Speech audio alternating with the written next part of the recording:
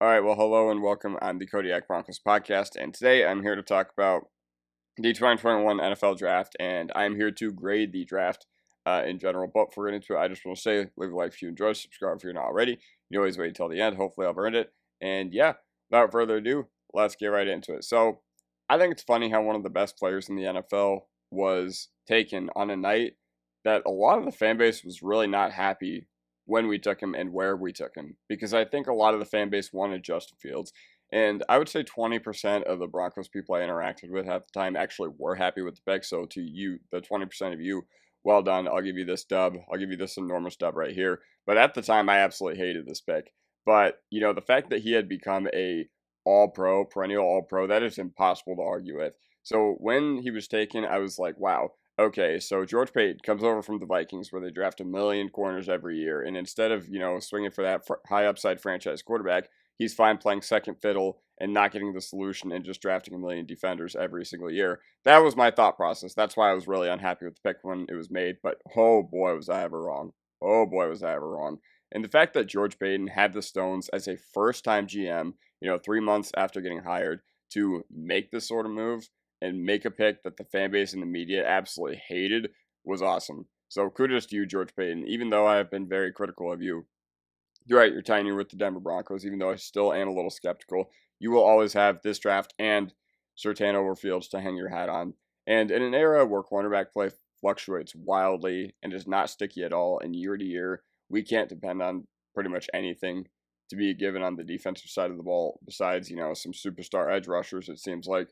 The fact that we get to watch shutdown play year in and year out, and we can just set it and forget it when our cornerback one matches up the opponent's wide receiver one, that's just absolutely phenomenal. And the only question for Patrick Surtain is what's next? Okay, Defensive Player of the Year, Hall of Fame trajectory, leader of the secondary, Broncos Ring of Famer. That's the trajectory that he is on right now with the Denver Broncos. So the only question is, what is he going to win next? But yes, I have absolutely nothing to say about this other than this was just a huge grand slam. This was probably the best pick that any Broncos executive has made over the past, I don't know, decade or so, including Elway and Peyton. So yeah, this was incredible to say the least. And now we move to the second round where we have Javonte Williams. So trading up for a running back of his profile as a prospect was always going to be high risk, high reward. I did a lot of work on Javonte Williams prior to the 2021 NFL Draft on my other channel, Kodiak NFL. It's really, really old though, so don't even subscribe to it. But I was really fascinated by a guy like Javonte Williams because it seems like every year we have like a Bijan Robinson or a Ashton Genty where they are the leader in missed tackles forced, and that really, really started with Javonte Williams completely outclassing everybody else in the 2022 draft class, and it wasn't even close as far as, being one of the best missed tackles forced dudes ever. And Javonte's rookie year was absolutely historic. He broke tackles at a higher rate, or as high of a rate as 2020 Nick Chubb and 2014 Marshawn Lynch. So Javonte Williams had come into the NFL with the profile of the guy that he was in college, but speed and juice was never his game. His game was not running you over. His game was being elusive. And, I just want to reiterate that because while he had some great moments of him, keeping his legs turning and being a power back or whatever, he was mainly shifty, I would say. He was more of a shake and bake dude, more so than a drag you on his back dude. Even though he did have a few sick plays where he could do that, that was just never really his game. He wasn't necessarily running dudes over or anything, but Javonte Williams is a huge what could have been. I still think that if he had not blown out his ACL, if he had not blown out his knee, if he had not torn literally every CL that I didn't even know had existed within a human knee, that he could have gone absolutely nuclear in the NFL. And the fact that this was all derailed by, that injury, and it's just cruel. It's a cruel world we live in. It's unfair. And he could have had a career out of absurdly fun, angry run highlights, and he should have an extension right now. But unfortunately, he just never got to that level. He never got to that level because, even though he looked like he was on the up and up after his rookie year and he looked like he was one of the star running backs that was ascending in this league, unfortunately, it just never materialized with him. He was always a committee guy, but I think had he been given the opportunity, like he was early on in 2022 to lead the backfield, I think that he honestly could have really taken over the NFL. And that's just how I feel about him. So as far as the pick in general, like, this is nobody's fault. I get why they traded up for him. It was always risky because this was still the era where the running back value was kind of devalued in a sense. But, this is a results based industry, and we can't judge this by what should have happened or what we think would have happened.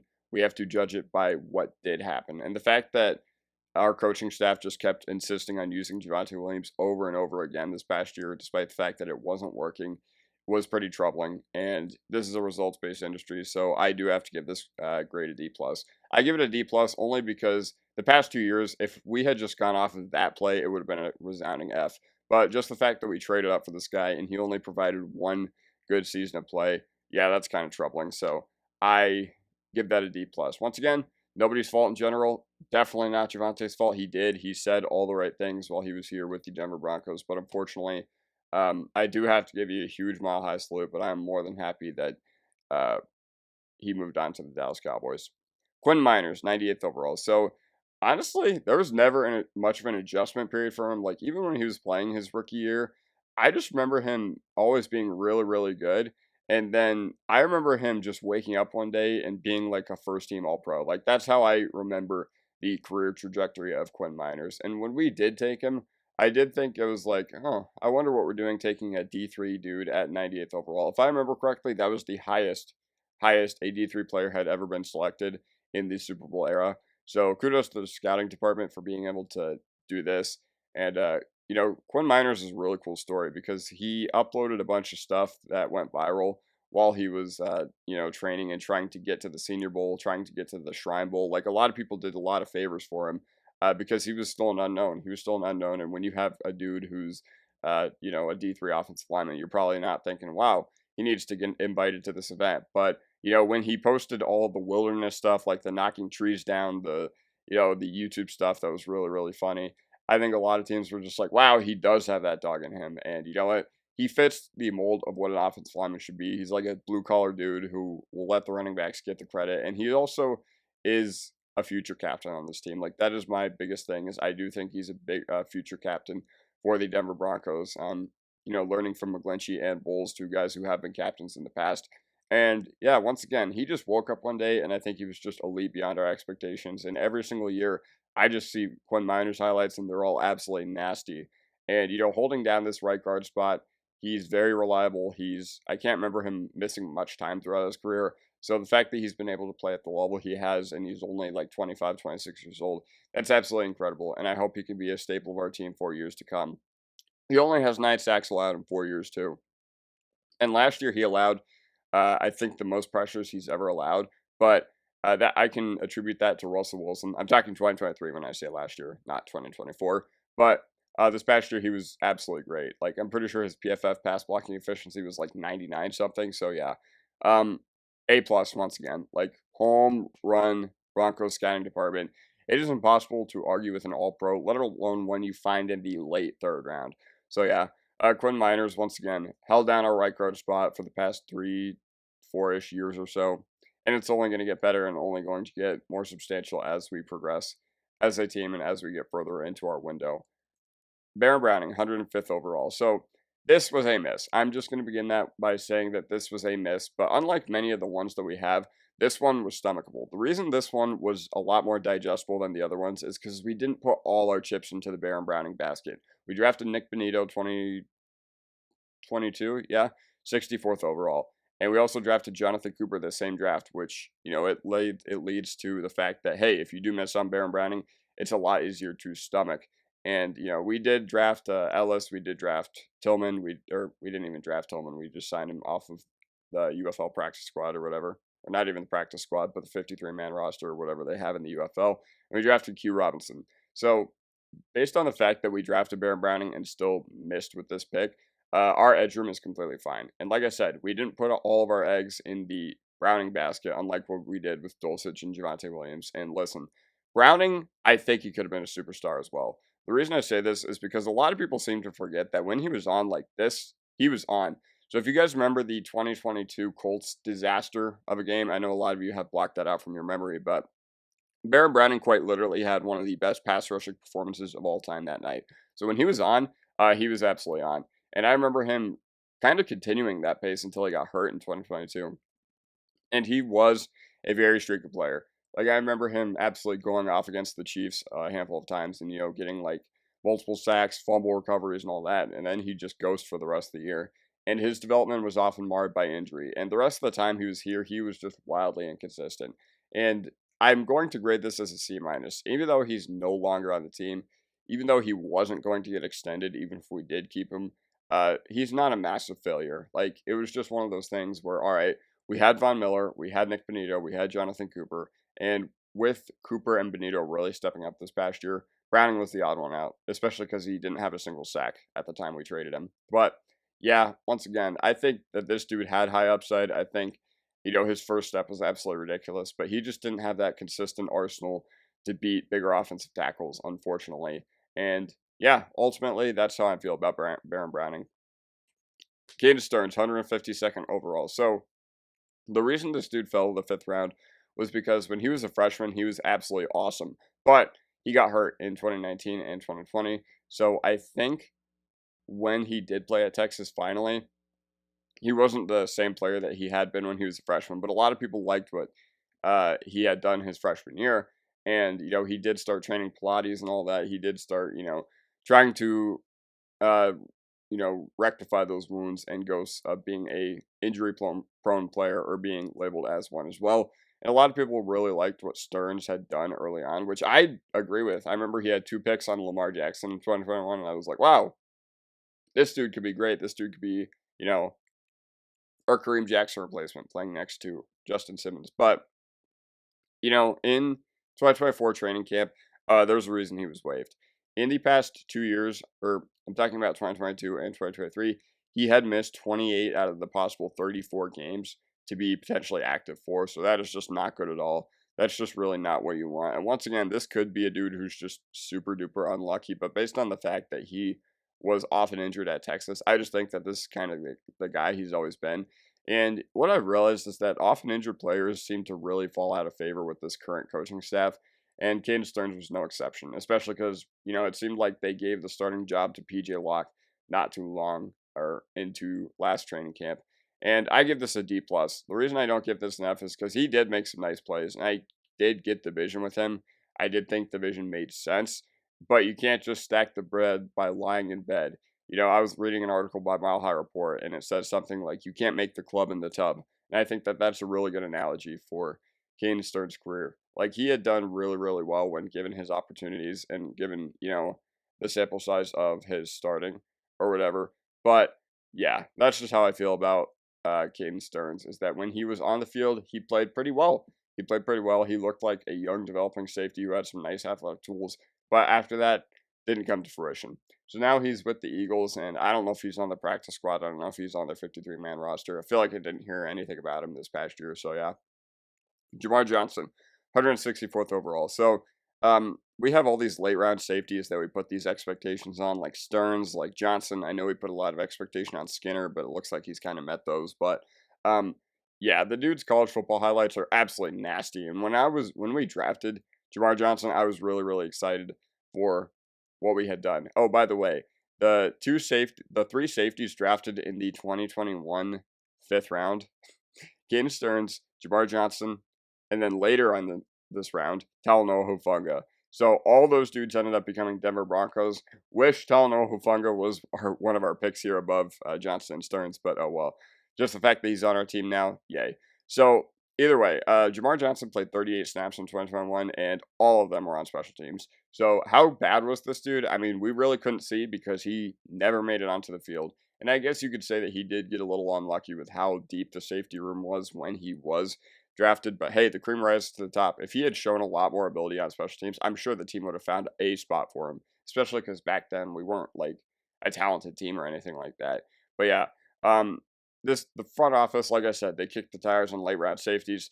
Some of them work out. This one just didn't. Like, I got the vision once again, but the fact that he was cut like almost a year after getting drafted and played minimally on the field for us, that's just not good at all. And I honestly don't remember much about him. I think I would have remembered his name, but had I not scanned over the other dudes we drafted in this draft class, I would not have been able to remember much about Jamar Johnson at all.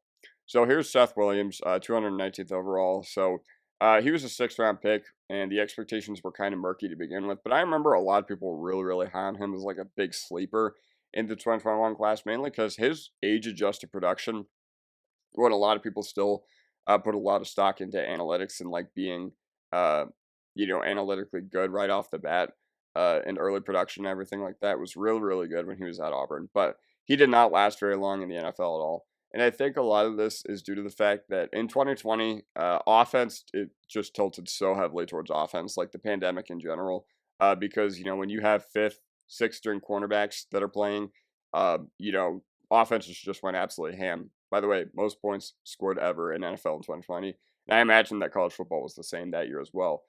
Same with the SEC. But he finally got cut in 2022 after getting beat out by Jalen Virgil to make the Denver Broncos 53-man roster. And he did bounce around the league for a little bit. Like he was with the Jaguars practice squad for about 2 years. And he was with the Cowboys this entire past year. But he did get waived 3 weeks ago. So now he is on the DC Defenders. And I think the UFL might be good for him. I think the UFL for any wide receiver who just couldn't stick in the NFL is a good area to be in. But yeah, I remember that a lot of people were really, really high on him. He kind of had the Justin Ross arc where, he's tabbed as a first rounder in the way too early mocks, and then he just never ever gets that level, the chance to showcase that skill in the NFL at least. And he drops. He makes the team, but then I don't know, the tape just doesn't match what we had heard about him. So yeah, uh, once again, he was a 6th rounder, so expectations were murky to begin with, but he caught one pass. So all right, so Jonathan Cooper, 239th overall. So finding this dude in the 7th round was such a huge part in turning our football team around. He fell in the draft because he had multiple heart surgeries when he was going through the prospect process when he was at Ohio State.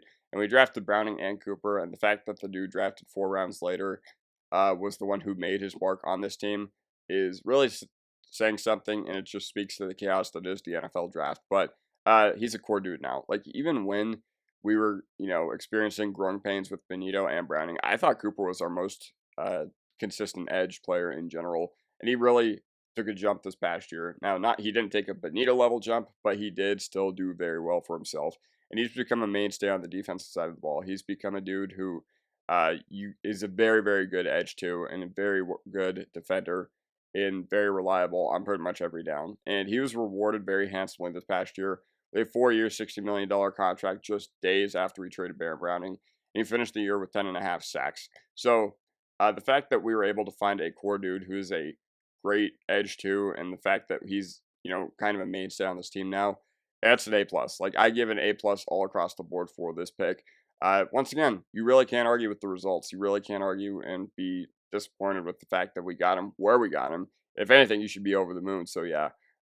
You could have questions about his ceiling or whatever, and maybe he has capped out as a, what he is at this level so far. But there's nothing wrong with that. Like, to be completely honest, he's really, really good, and I'm really excited that he is a part of the orange and blue going forward. Overall, I give this draft an A+. So finding Sertan, Miners, and Cooper is more than enough for one draft class for me. So I think the way I really like to judge these classes is how impactful were the misses. How bad were the misses. And to be completely honest, like, even though we missed on Stearns, even though we missed on Javonte, even though we did miss on Browning, it really, really, really didn't affect our team that much because we had other depth at those positions. And, Javonte, I guess you could say that that miss did kind of hurt a little bit more than some of the other misses we've experienced in years past. And we did put a lot of eggs into that basket, but we didn't have a lot of resources to go out and get those low value positions like running back, tight end, inside linebacker, safety throughout the draft with premium positions the past few years, excuse me. So yeah, that basically sums up how I'm feeling. While the hits were absolutely massive, and they include 2 first team all pros, the busts, they were not that impactful. And it's headlined, and the funniest thing is it's headlined by a guy who a lot of us were pretty mad about drafting at the time. So, yeah, I've been very critical of George Paton, but this will always go down as an absolute masterclass of an offseason of a draft by George Paton, and he always has this to hang his hat on. So, yeah, let me know what you guys think in the comment section down below, and I will see you guys next time. Oh, yes, one last thing I want to say. I did not include Marquise Spencer or Kerry Vincent on here because I do not remember anything about him. So, I wasn't even going to try. But yeah, either way, that basically does for me, and I'll see you guys next time. Peace.